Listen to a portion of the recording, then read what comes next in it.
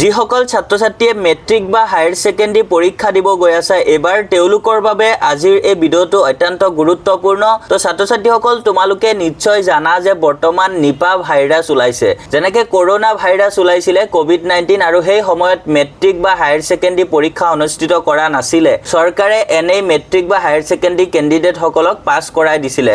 তো এইবাৰো তোমালোকৰ মেট্ৰিক বা হায়াৰ সেকেন্ডাৰী পৰীক্ষা প্ৰায় ওচৰ চাপিছে।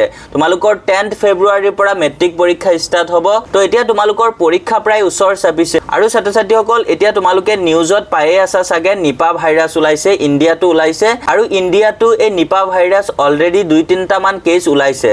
তো এতিয়া বহুতো নিউজ চেনেলত এনেকে দি আছে নিপা ভাইৰাছৰ বিষয়ে। তো ষ্টুডেণ্টসকলে সেই নিউজবোৰ চোৱাৰ পিছত আমাক 2 দিনৰ পৰা বহুতো ষ্টুডেণ্টে এনেকে সুধি আছিলা বা কল কৰিও কৈ আছিলা যে স্যাৰ নিপা ভাইৰাছ ওলাইছে, মেট্ৰিক পৰীক্ষা কেনসেল হ'ব নেকি বা হায়াৰ সেকেন্ডাৰী পৰীক্ষা কেনসেল হ'ব নেকি, নিপা ভাইৰাছৰ ফলত আমাৰ পৰীক্ষাত কিবা এফেক্ট পৰিব নেকি। তো এনেকা নিচিনা প্ৰশ্ন বহুতো ষ্টুডেণ্টে কৰি আছিলা। তো ছাত্ৰ ছাত্ৰীসকল নিপা ভাইৰাছ কিন্তু কোভিড-19ৰ নিচিনা এতিয়ালৈকে হোৱা নাই, জাষ্ট ষ্টাৰ্টিং হৈছে, 2-এটা মান কেছ ওলাইছে আৰু নিপা ভাইৰাছ কোভিড-19ৰ নিচিনা হ'বলৈ বহুত টাইম লাগিব।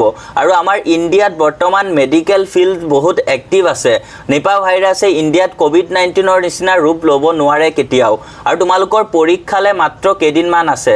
নিপা ভাইৰাছ যদি কোভিড-19ৰ ৰূপ ল'ব বিচাৰে তেনে ক্ষেত্ৰত বহুত টাইম লাগিব আৰু আমাৰ মেডিকেল সায়েন্সে এটো হ'বলৈ নিদিয়ে, কিয়নো বৰ্তমান ইণ্ডিয়ান মেডিকেল সায়েন্স বহুত ষ্ট্ৰং হৈ গৈছে কোভিড-19ৰ পিছত। গতিকে এনেকা ভাইৰাছ আহিলে সেই ভাইৰাছৰ লগত কেনেকৈ যুঁজ দিব লাগে সেইটো ভালকে আমাৰ মেডিকেল সায়েন্স এক্টিভ হৈ আছে। গতিকে তোমালোকে নিপা ভাইৰাছ লৈ কোনো টেনচন নকৰিবা। তোমালোকৰ মেট্ৰিক বা হায়াৰ সেকেন্ডাৰী পৰীক্ষাত নিপা ভাইৰাছে কোনো এফেক্ট নেপেলায়। গতিকে বহুতো ষ্টুডেণ্টে ভাবি আছা এই নিপা ভাইৰাছ আহিছে, লকডাউন দিব, পৰীক্ষা কেনসেল হ'ব। তো এইবোৰ থিংকিং তোমাৰ মাইণ্ডৰ পৰা আঁতৰাই দিয়া, এইবোৰ থিংকিং তোমাৰ মাইণ্ডৰ পৰা আঁতৰাই দিয়া আৰু যিকেইদিন তোমালোকৰ হাতত আছে ভালকে পঢ়া। নিপা ভাইৰাছে তোমালোকৰ এক্সামত কোনো এফেক্ট নেপেলায় আৰু তোমালোকে এইকেইদিন পৰীক্ষাৰ আগত বা পৰীক্ষাৰ সময়তো তোমালোকে অলপ সেফলি থাকিবা। আৰু এটা কথা জানি থবা, এই নিপা ভাইৰাছ একচুৱেলি এনিমেলৰ পৰা হিউমেনলৈহে স্প্ৰেড হয়।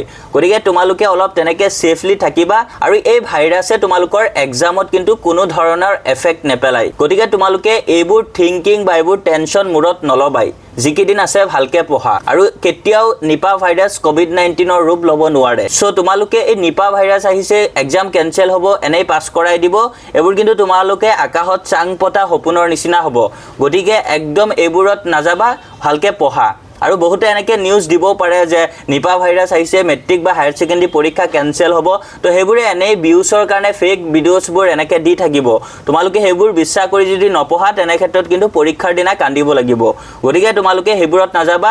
আৰু বহুতে মোক প্ৰশ্ন কৰি আছিলা, সেইকাৰণে তোমালোকৰ বাবে আমি ভিডিঅ'টো আজি লৈ আহিছোঁ। তো ছাত্ৰ ছাত্ৰীসকল ভালকৈ পঢ়ি থাকা, পৰীক্ষালৈ একদম কম সময় আছে, এইকেইদিন ভালকৈ হাৰ্ড ৱৰ্ক কৰা, তেতিয়া ভাল ৰিজাল্ট নিশ্চয় কৰিব পাৰিবা। আৰু পৰীক্ষালৈ তোমালোকৰ বাবে অল দ্য বেষ্ট থাকিল। ভালকৈ পঢ়া, কিবা প্ৰব্লেম পালে আমাক জনাবা, আমি তোমালোকক হেল্প কৰিবলৈ এক্টিভ থাকিম। থ্যাংক ইউ ফৰ ৱাচিং, কিপ ৱাচিং IH Tech Assam।